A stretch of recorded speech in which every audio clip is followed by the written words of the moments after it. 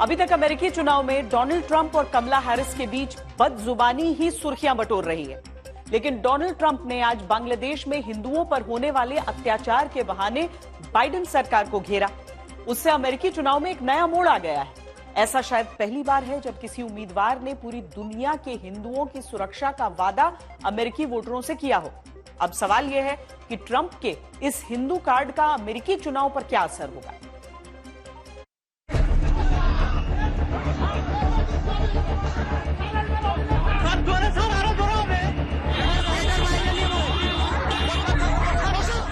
बांग्लादेश में हिंदुओं से होते इस अत्याचार की तस्वीर ने हिंदुस्तान की राजनीति को बदल दिया।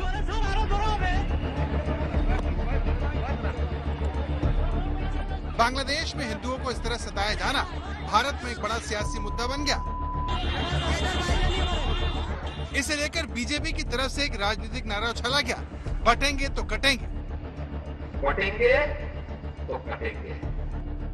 भारत में चुनावी मुद्दा बनने के बाद अब ये नारा भारत से 13,000 से ज्यादा किलोमीटर दूर अमेरिका में भी गूंज रहा है। अमेरिका में इसे उछालने वाले वहाँ के पूर्व राष्ट्रपति और रिपब्लिकन पार्टी के राष्ट्रपति उम्मीदवार डोनाल्ड ट्रंप, जिन्होंने अपने हिंदू वोटरों से इशारों में यही बात कही है, बटोगे तो कटोगे। डोनाल्ड ट्रंप ने साल 2016 में जो बात कही थी, अब वो उसे बांग्लादेश के उदाहरण से जोड़कर खुलकर वोटों की राजनीति करने में लग गए। डोनाल्ड ट्रंप ने जो पोस्ट किया उसमें पहले पैराग्राफ का मतलब ये है कि डोनाल्ड ट्रंप ने बांग्लादेश में हिंदुओं, ईसाइयों और अन्य अल्पसंख्यकों पर बर्बर हिंसा और लूट की सख्त निंदा की है। ट्रंप आगे कहते हैं कि कमला हैरिस और जो बाइडेन ने पूरी दुनिया और अमेरिका में हिंदुओं को नजरअंदाज किया, जो कि ट्रंप कभी नहीं करेंगे। उन्होंने आगे लिखा कि वो अमेरिकन हिंदुओं समेत पूरे विश्व में हिंदुओं की रक्षा करेंगे और अपने परम मित्र नरेंद्र मोदी और भारत के साथ मजबूत रिश्ते रखेंगे। ट्रंप ने दिवाली के मौके पर यह पोस्ट करते हुए सभी को दिवाली की शुभकामनाएं भी दी और इस उत्सव में बुराई पर अच्छाई की जीत की उम्मीद भी जताई। अमेरिका में इस बार बहुत नजदीकी मुकाबला है।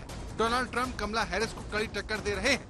ऐसे में भारत भारतीय और भारतीयता को लेकर भी बड़ी चुनावी जंग चल रही है। एक तरफ कमला हैरिस खुद को भारतीय मूल की अमेरिकी नेता बताकर मतदाताओं को लुभाने की कोशिश में लगी है, तो वहीं डोनाल्ड ट्रंप सीधे हिंदुओं का नाम लेकर अपना ट्रंप कार्ड चल चुके हैं।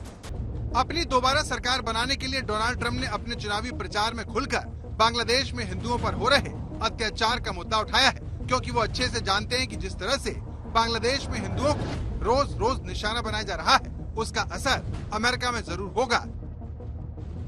बांग्लादेश से आई ये तस्वीर देखिए, जिसे लेकर हिंदू संगठन शिकायत करते हैं कि बांग्लादेश में इस्लामिक कट्टरपंथी हिंदुओं की सोशल मीडिया आईडी हैक करके इस्लाम का अपमान करने का झूठा इल्जाम उनके सिर मढ़ा जा रहा है, ताकि उनके साथ इस तरह का जुल्म किया जा सके।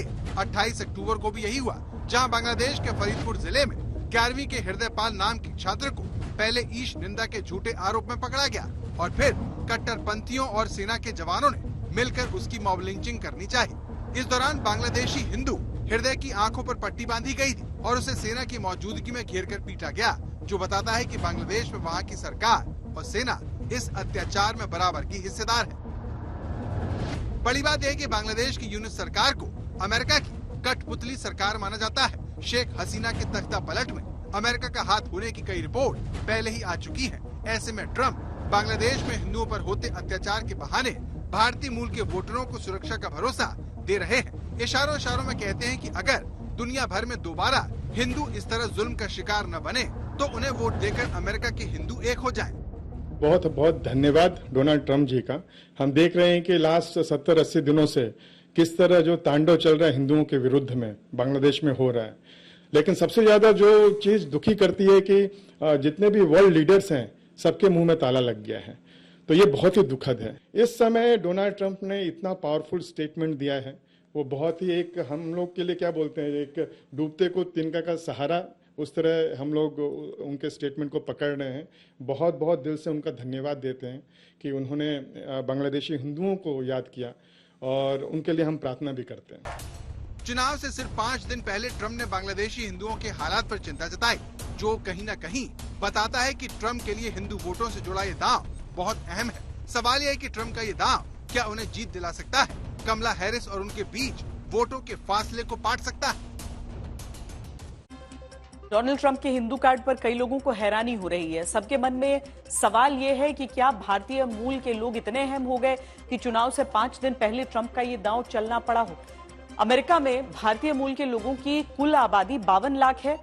इनमें से 26 लाख वोटर हैं। इस तरह भारतीय मूल के लोग दूसरा सबसे बड़ा प्रवासी समुदाय है। बड़ी बात यह है कि अमेरिका के 7 स्विंग स्टेट्स में भारतीय मूल के अमेरिकी वोटर अहम भूमिका में हैं।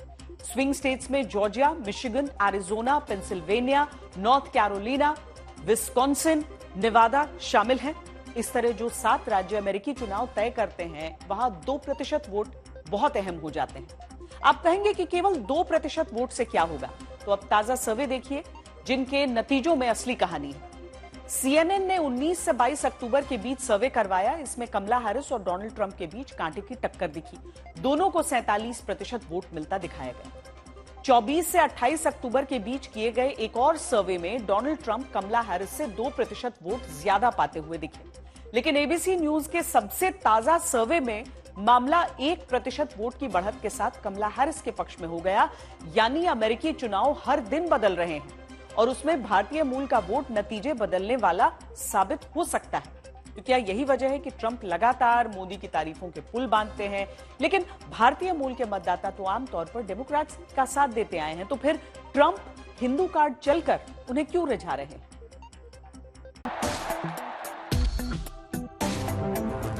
नेता चाहे किसी भी देश का हो, जैसा देश वैसा भेष की नीति पर चलता है। इसीलिए डोनाल्ड ट्रंप जब भारत आए तो उन्होंने उस समय नरेंद्र मोदी के साथ करीबी रिश्ता दिखाकर अमेरिका में मोदी समर्थकों को प्रभावित करने की कोशिश की थी। ट्रंप ने हमेशा खुद को भारत समर्थक के तौर पर पेश किया है, जो कमला हैरिस की तुलना में भारत से ज्यादा मजबूत रिश्तों को प्राथमिकता देता है। अब सवाल यह है कि ट्रंप आखिर क्यों हिंदुओं को बचाने का वादा करने में लगे? तो इसका पहला जवाब यह है कि अमेरिका में भारतीय मूल के वोटर एशियाई अमेरिकी वोटरों में सबसे ज्यादा सक्रिय है। यानी एक कड़ी टक्कर वाले चुनाव में इस आबादी का लाभ किसी भी उम्मीदवार को जिता सकता है।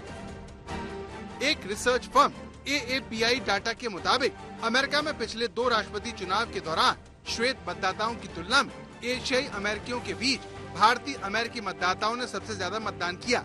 AAPI डाटा एक संगठन है जो एशियाई अमेरिकी समुदाय के बारे में डेटा एकत्रित करता है। इसके अनुसार साल 2020 में 71% भारतीय अमेरिकियों ने वोट दिया था। ये साल 2016 के मुकाबले 9% ज्यादा था। जानकारों का कहना है कि यही ट्रेंड इस साल नवंबर में भी रहने वाला है। इसीलिए भारतीय मूल के वोटरों को रिझाने के लिए ट्रंप लगातार मोदी की तारीफ करते हैं। सर्वे के अनुसार भारतीय अमेरिकियों में से आधे से ज्यादा मतदाता यानी करीब 55% डेमोक्रेट के तौर पर, जबकि 26% रिपब्लिकन के तौर पर जाने जाते हैं। हालांकि भारतीय अमेरिकियों का झुकाव डेमोक्रेट की तरफ होने के बावजूद 2020 से इसमें गिरावट देखने को मिल रही है। एक ताजा सर्वे के अनुसार 61% रजिस्टर्ड भारतीय अमेरिकी मतदाताओं की योजना हैरिस के लिए मतदान करने की है, जबकि 32% मतदाताओं की इच्छा ट्रंप के लिए मतदान करने की है। हालांकि समुदाय का समर्थन डेमोक्रेटिक पार्टी के लिए बना हुआ है, लेकिन हालिया सर्वे दर्शाते हैं कि थोड़ा झुकाव ट्रंप और रिपब्लिकन पार्टी की ओर देखने को मिला है। जानकार मानते हैं कि झुकाव अमेरिका में जन्मे युवा पुरुषों में ज्यादा है। इसी सर्वे में ये बात भी सामने आई कि 60% से ज्यादा भारतीय अमेरिकी महिलाएं हैरिस के लिए वोट करना चाहती हैं, जबकि 50% भारतीय अमेरिकी पुरुषों का कहना है कि वो ट्रंप को वोट करेंगे। इसीलिए ट्रंप चुनावी रैलियों में मोदी का जिक्र करके भारतीय मूल के वोटरों से जुड़ने की कोशिश करते हैं। 4 साल पहले जब कमला हैरिस अमेरिका की उपराष्ट्रपति बनी, तब वो ऐसा करने वाली पहली भारतवंशी महिला थी। इस बार तो वो खुद राष्ट्रपति पद की उम्मीदवार है। इसीलिए भारतीय अमेरिकी समुदाय में राजनीतिक तौर पर पिछले 1 दशक में सबसे ज्यादा सक्रियता दिख रही है। बड़ी बात है कि इस दौरान दूसरे भारतीय अमेरिकी नेताओं का भी उदय हुआ है। इनमें से एक नाम उषा वेंस का है, जो डोनाल्ड ट्रंप के सहयोगी JD वेंस की पत्नी है। JD वेंस रिपब्लिकन पार्टी की ओर से उपराष्ट्रपति पद के उम्मीदवार है। इसके अलावा रिपब्लिकन प्राइमरी के दौरान मतदाताओं को रिपब्लिकन पार्टी के विवेक राधास्वामी और निक्की हेली के बारे में भी जानने का मौका मिला, जिन्होंने ट्रंप के नामांकन के लिए चुनौती दी थी। इस तरह अमेरिका की राजनीति में भारतीय मूल के नेताओं का प्रभाव बढ़ता जा रहा है, जिसके सबूत नेताओं की बयानबाजी में साफ साफ देखने को मिलते हैं। अमेरिकी चुनाव में गिनती के दिन बचे हैं। ऐसे में चुनाव से चंद दिन पहले ट्रंप की इस घोषणा का क्या मतलब है? भारतीय मूल के वोटरों पर इसका क्या असर हो रहा है? ये जानने के लिए हमने अमेरिका के दोनों दलों के नेताओं से बात की। ये पहली प्रेसिडेंट जो मैंने ऐसे पाया है कि हिंदूज के प्रति थोड़ा सा अच्छा एक एटीट्यूड रखे हैं। और मैं यूजुअली पॉलिटिशियंस को बहुत फेक लगता है मुझे इन जनरल, लेकिन मुझे प्रेसिडेंट ट्रम्प पहले दिन से अच्छे लगते हैं और मैं बहुत प्राउड फील करती हूँ कि उनके लिए मैंने उनको डिफेंड किया, उनको सपोर्ट किया, उनके लिए कैंपेन किया है, उनके लिए मैं पॉलिटिक्स में आई हूँ। तो मेरे लाइफ में पर्टिकुलरली प्रेसिडेंट ट्रम्प की इम्पैक्ट बहुत रहा है। दिस मंडे सोमवार को जो प्रेसिडेंट जो बाइडेन हजारों हिंदू, सिख्स और बुद्धिस्ट को व्हाइट हाउस इनवाइट किए थे, जहां पे उन्होंने लव एंड पीस का इतना अमेजिंग दिवाली मैसेज दिया था उन्होंने। और उन्होंने बाकायदा Hindu prayers, Sikh prayers, Jain prayers, Buddhist prayers भी ऑफर किए थे उस इवेंट में। And we had our military band playing Om Jagadish Hare, which is such a moment of pride. Trump चुनाव जीतने के लिए कुछ भी करने को तैयार हैं, इसीलिए हर दांव पेच आजमा रहे हैं। अमेरिकी चुनाव में बाइडेन के ट्रंप समर्थकों को कचरा कहने पर पॉलिटिक्स तेज हो गई है। अमेरिका के पूर्व राष्ट्रपति डोनाल्ड ट्रंप बुधवार शाम को विस्कॉन्सिन में प्रचार करने गए थे। वहां वो लाल टोपी और सफाई कर्मियों वाली जैकेट पहनकर कचरे वाली ट्रक में बैठे हुए नजर आए। ट्रंप ने ट्रक पर बैठकर ही पत्रकारों के सवालों का भी जवाब दिया। उन्होंने कहा कि वो कमला और जो बाइडेन के बयान का विरोध करते हैं। बाइडेन ने बिल्कुल वही कहा है जो कमला हमारे समर्थकों के बारे में सोचती हैं, लेकिन मैं उन्हें बता देना चाहता हूं कि अमेरिका के 25 करोड़ लोग कचरा नहीं हैं। दरअसल 29 अक्टूबर को बाइडेन ने ट्रंप समर्थकों को कचरा कहा था। बाइडेन ने एक ट्रंप समर्थक कॉमेडियन की टिप्पणी पर यह जवाब दिया था।